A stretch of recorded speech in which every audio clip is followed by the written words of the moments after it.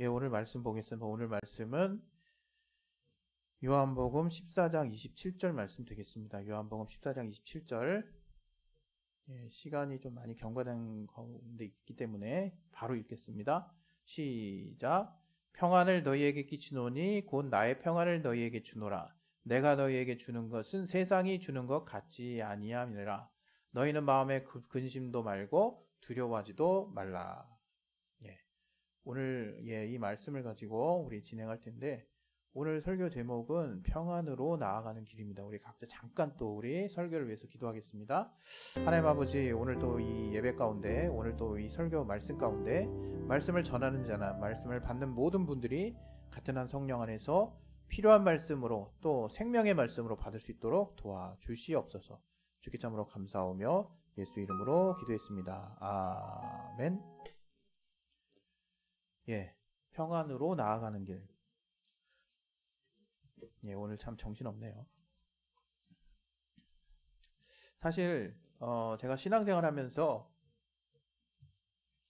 내 삶에 가장 큰 영향을 받은 어떤 부분이 무엇이 어느 부분일까, 다양한 모습으로 우리가 설명을 할 수 있고, 또 각자가 은혜 받은 그런 어떤 부분을 간증하고 고백할 수 있겠지만, 저는 이전부터 항상 늘 동일하게 이렇게 여러분들에게 고백을 하고 말씀드렸던 것 같은데, 제 인생을 이렇게 돌아보면 저는 참 이렇게 각자의 가정이나 개인이 특별한 어떤 사연이 다 있었겠지만, 저 또한 이제 그런 사연이 이제 있어서 그런지 저는 그 누구보다도 평안을 참으로 이렇게 바랬던 사람이에요.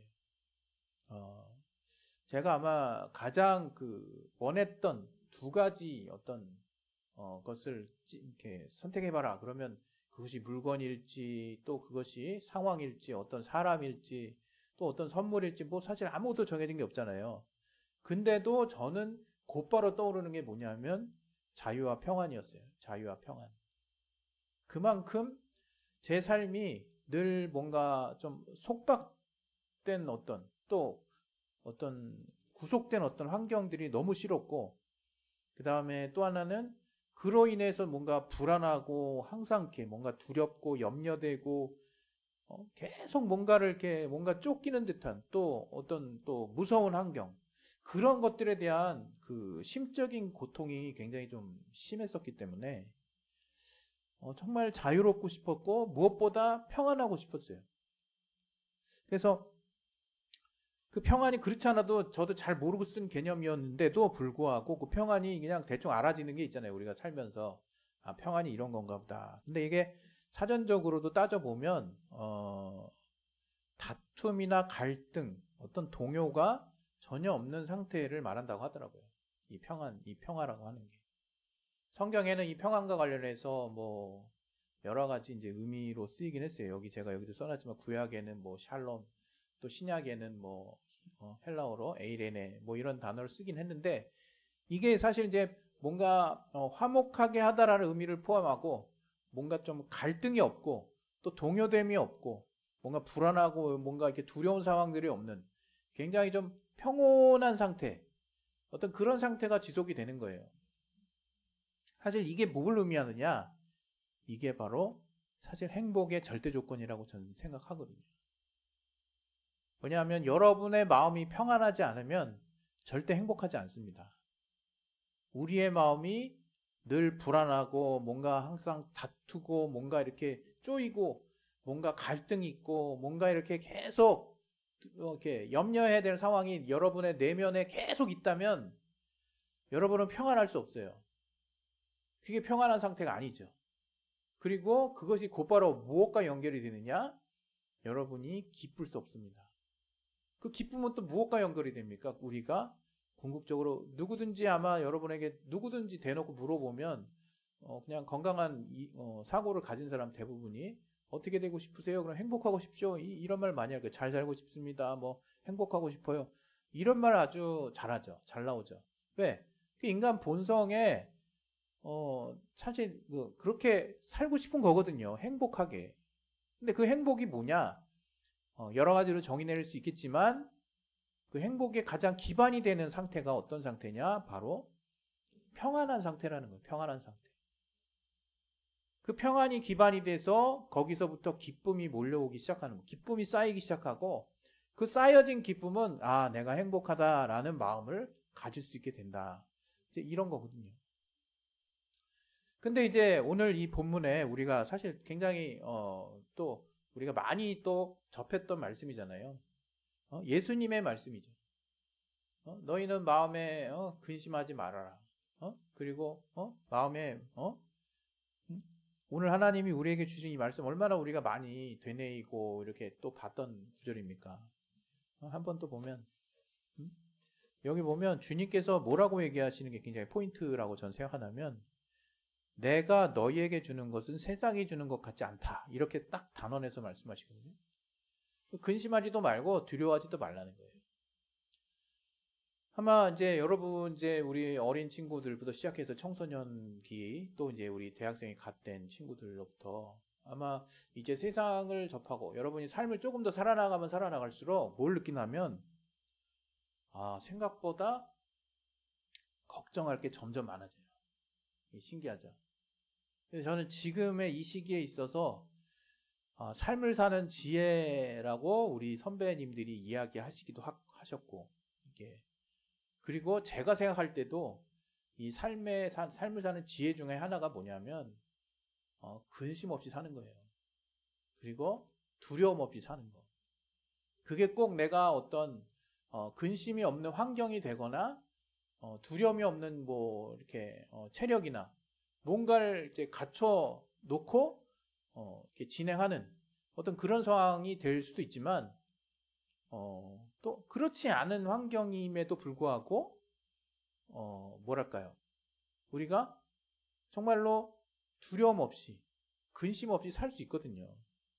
근데 저는 그런 생각이 들어요. 이게 나이가 계속 들면 들수록 뭔가 두려운 일, 근심되는 일, 걱정되는 일은 계속해서 쌓여나가는데 이걸 제가 계속 이제 그런 근심이나 걱정들이 이렇게 해소가 되는 게 아니라 마치 리스트가 되듯이 뭔가 어디 수첩에다가 뭐 이렇게 해야 할 일 적잖아요. 그것처럼 계속 이렇게 리스팅이 되는 느낌?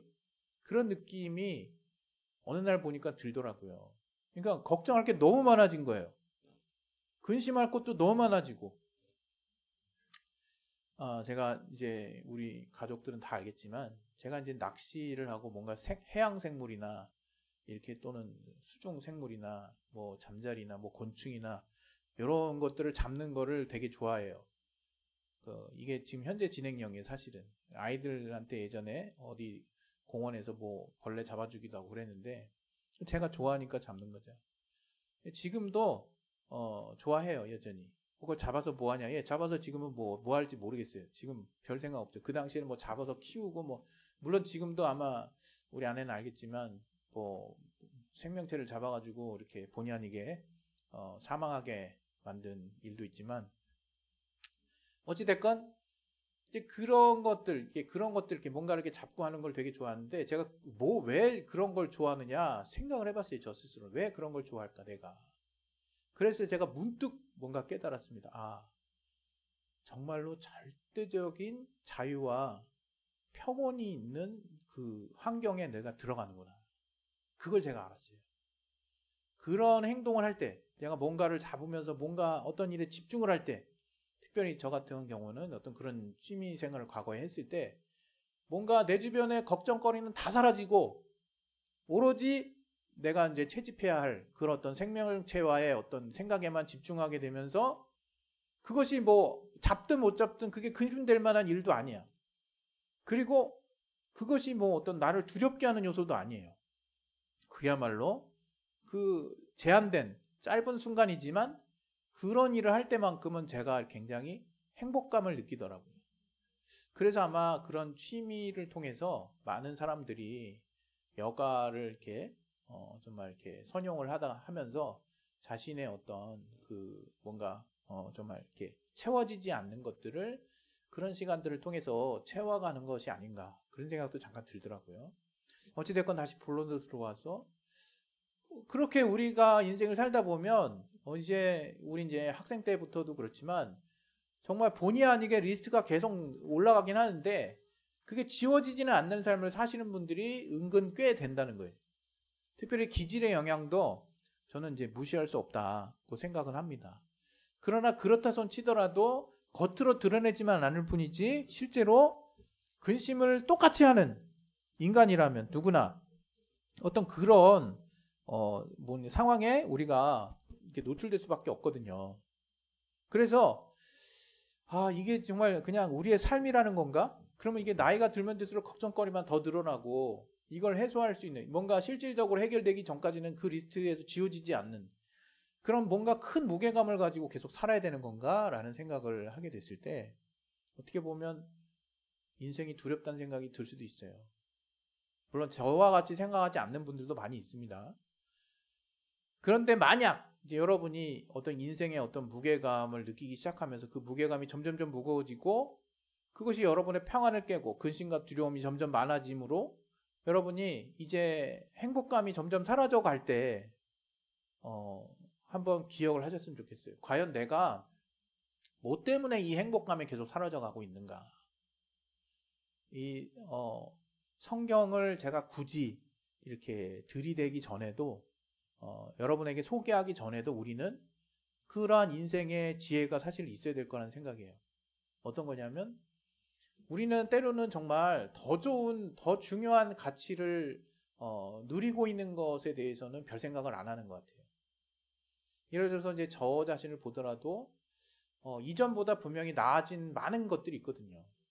근데 이전보다 나아진 것이 있음에도 그것이 결코 당연히 이루어지는 건 아니거든요. 정말 어떻게 보면 감사할 일이고 어떻게 보면 참 이렇게 기가 막히다. 또 어떻게 보면 모든 상황이 내게 있어서 정말 좋은 일들이 계속 일어나고 있다고 볼 수 있는 건데 우리는 뭔가 안 되고 있거나 아직 목표를 어떤 성취하지 못한 것들이나 아니면 또 실패한 것들에 너무 집중하고 있거나 아니면 앞에 일어날 어떤 일들에 대한 어떤 근심이나 그 일이 어떻게 진행될 것에 대한 염려로 인해서 지금 내 삶에 중요한 것들이 이루어지고 있고 그 중요한 것들이 여전히 나와 내 주변에 함께하고 있는 그런 어떤 상황들을 누리지 못하고 그 상황에 감사하지 못하고 그 상황에 정말 평안하지 못하고 행복감을 잃어버리는 그런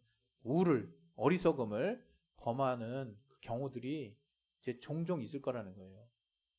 그럴 때는 계속 저도 몇 번 얘기했지만 방법이 없습니다. 그때는 다 내려놓고 한 발짝 뒤로 쫙 물러나가지고 마치 조감도라 그러죠. 새가 위에서 쫙 전체를 훑는 것처럼 그냥 한 발짝 물러나서 내가 지금 어떻게 지금 살아가고 있는지를 한번 돌아봤으면 좋겠고 더 중요하게는 과연 내게 있어서 중요한 것은 무엇이고 그 중요한 것이 여전히 내게 있다면 나는 어떻게 해야 될 것인가를 자기 자신에게 답을 해보세요. 예를 들어서 저는 사랑하는 신앙 다음으로 사랑하는 가족이 있습니다. 그들이 비록 저들의 세부적인 니즈를 필요를 제가 다 이렇게 채워주기는 좀 어려운 환경이 있을지라도 건강하게 잘 크고 있다는 거에 사실 굉장히 감사한 마음이 있어요. 근데 그게 다른 것보다 이렇게 우선순위가 밀 때가 많아요. 그 행복감이나 그로 인한 어떤 기쁨보다. 그러나 이제 저는 생각을 다시 이렇게 그럴 때마다 이렇게 정신을 좀 차립니다. 내가 사랑하는 아내와 우리 아이들, 또 우리 가족들, 그들이 정말 순적하게 이렇게 커가는 것 자체가 이게 복이고 이거 자체가 은혜구나. 이런 생각이 들 때가 있더라 이거예요. 잠깐 본론으로 다시 돌아와서 제가 오늘 초반에 좀 잃어버린 시간이 많기 때문에 조금 마음이 급한데 오늘 주님께서 이렇게 우리가 세상을 사는 지혜 안에서도 내가 중요하게 여기는 가치를 무엇에 두느냐에 따라서 여러분이 우리가 흔히 내 주변의 이제 환경이나 경제적인 상황이나 우리가 압도적으로 많이 보는 어떤 것들이 있어요.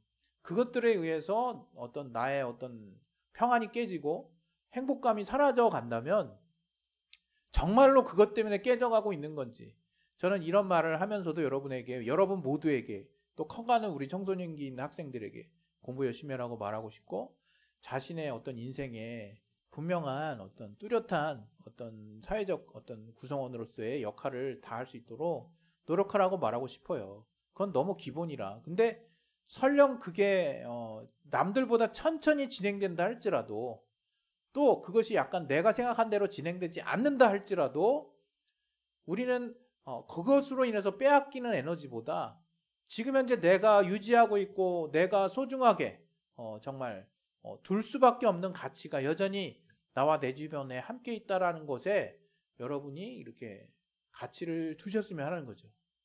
저는 그것을 가족이라고 생각해요.